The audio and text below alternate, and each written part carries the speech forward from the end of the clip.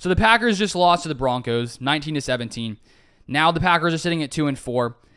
And coming into this game, the Packers had an extra week to prepare against the worst defense in the NFL. A defense that allowed 70 points to the Miami Dolphins, and the Packers are only able to put up 17.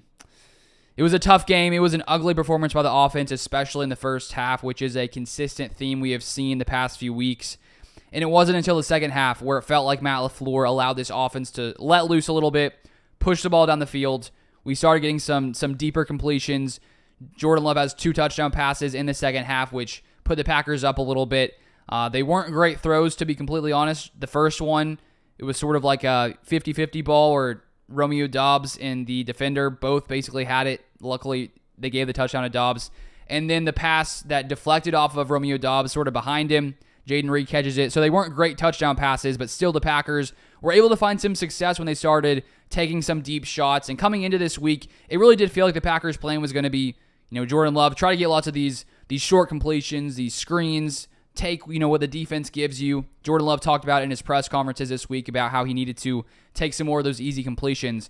And while that did work in the first half in the sense that, they were getting some short completions, but it didn't lead to points. They weren't pushing the ball down the field, and it wasn't until the Packers started pushing the ball down the field, taking some deep shots, that they sort of got this offense clicking a little bit. And then unfortunately, near the end of the game, the Packers have a chance to come in and, down 2, have a chance to maybe get into field goal range, kick a winning field goal, or, get a touchdown to be ahead. And Jordan Love throws the interception deep. And so I feel like right now, 6 starts into Jordan Love's career, sort of the feel I'm getting right now is that he's inconsistent when it comes to his deep ball accuracy. And I think because of that, Matt LaFleur is hesitant to just all game long let him sort of sling it, let loose, because from the way he's played so far, he is a kind of guy right now, it seems, that he's going to have some interceptions if you sort of just let him, throw it all game, especially when it comes to deep passes. And so I feel like Matt LaFleur, at least in the first half, the plan was to be more conservative just so you don't, turn the ball over.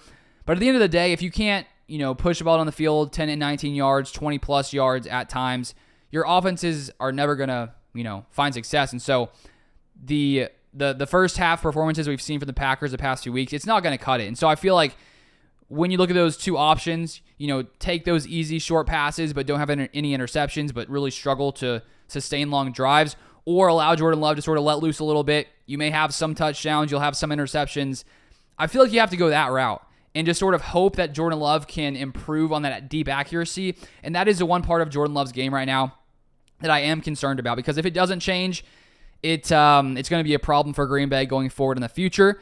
And right now, I don't know if that's going to change. I hope it changes, but we just don't really know. And so I think it's important to remember that it still is early in Jordan Love's career, but this offense, it's a work in progress. That's putting it lightly. I feel like the first halves of these games have been incredibly ugly, and I think that lots of that comes down to Matt LaFleur and sort of the way he's schemed these games, sort of just taking the easy passes, the conservative approach. But all in all, to play that way against the worst defense in football, it's concerning. It's concerning, definitely, looking ahead for the rest of the season. And this is a Packers team that played really poorly last week against a bad Raiders defense as well. And so there's lots of issues here. And Aaron Jones, he came back this game. I thought that maybe that would be a spark that really let this Packers team take that, go to that next level. But he was definitely limited in snaps, even though he was back. He had 8 carries for 35 yards at 4.4 yards a carry, and he had 3 receptions for 22 yards. So he wasn't really a huge difference maker, but when he did run the ball, you could sort of see that difference between him and A.J. Dillon, where when the hole's not there, Aaron Jones can sort of bounce it outside and make more moves and make people miss and pick up some extra yards in that way. But A.J. Dillon, I would say, did have a pretty solid day running the ball. He definitely had a little bit more juice today, a little bit more explosiveness than we've seen early in the season. Dillon, 15 carries, 61 yards. So the Packers ran the ball somewhat well, 137 yards on 4.7 yards a carry. Not too bad. But the first half, we have to solve the first half. I don't know why this keeps happening, especially against the worst defense in football. It would be one thing if we had faced the 49ers today and the Packers, put up 0 in the first half, but to face the worst defense in the NFL, and I know they played somewhat well against the Chiefs last week, but still, it's just concerning. It's a very young offense. And Christian Watson looked like he hurt his knee. That's a problem, obviously. I thought these past couple of weeks as well that Christian Watson would take some steps forward too, and him and Love would build that connection. But Watson, 3 receptions, 27 yards, wasn't much of a factor. And when A.J. Dillon is your leading receiver in yards, 2 receptions, 34 yards, you know you got a problem on your hands. Nothing against A.J. Dillon, but for a big power back to be your leading receiver in yards, some issues there. Love did spread the ball around a ton. A.J. Dillon, 2 receptions, Dobbs 2, Musgrave 4, Watson 3, Jones 3, Jaden Reed 3. It's just tough for this offense. Now, looking to the other side of the ball, to only hold the Broncos to 19 points, not too bad. The Packers defense, I think, played pretty good in the red zone, only allowed, 1 touchdown total, 1 passing touchdown. But the rushing defense, another poor game. 145 yards allowed at 5.8 yards per carry. There were constantly holes, big holes, that the Broncos created, consistently able to run the ball, no problem whatsoever. Javonte Williams led their backfield, 15 carries for 82 yards.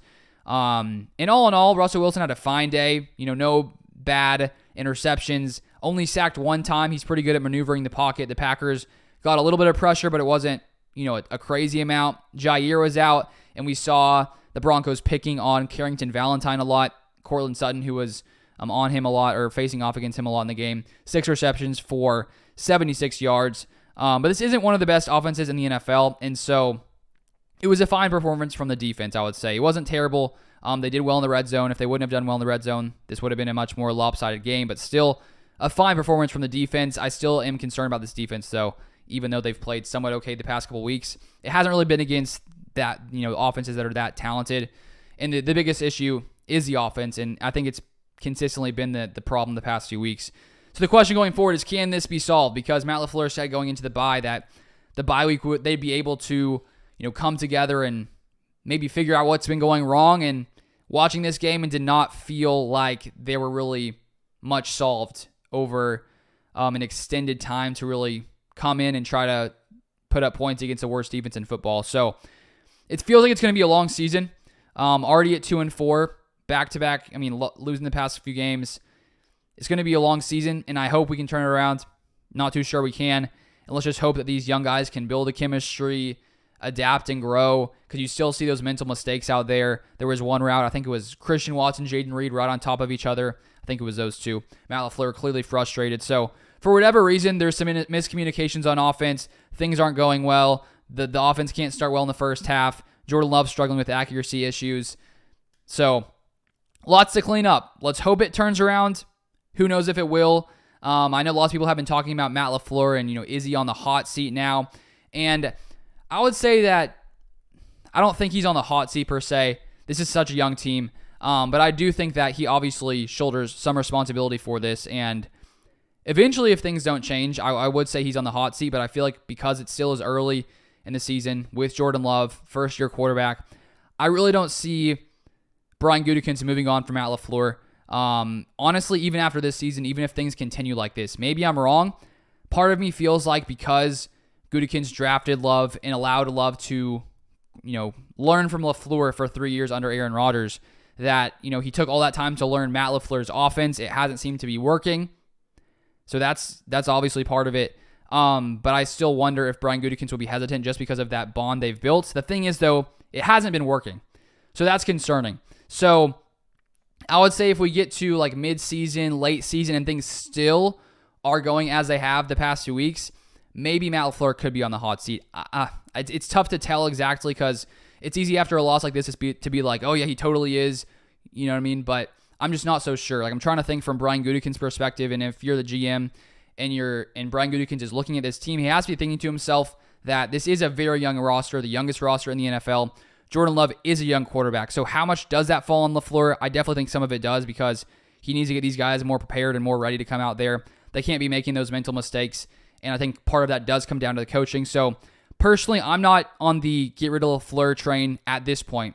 Obviously, things can change in the future, but only 6 games in with the youngest team in football.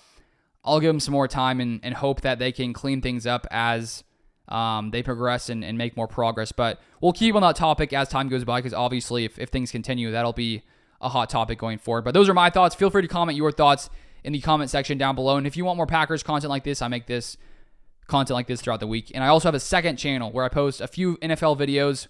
I've been doing it for the past month or so. I'll try to leave that channel in the description down below. I think we're getting close to 2,000 subscribers on that channel. So feel free to go over there, subscribe if you want to see content like this, but for the NFL. But that is it for this one. Thank you for watching. I'll see you guys next time.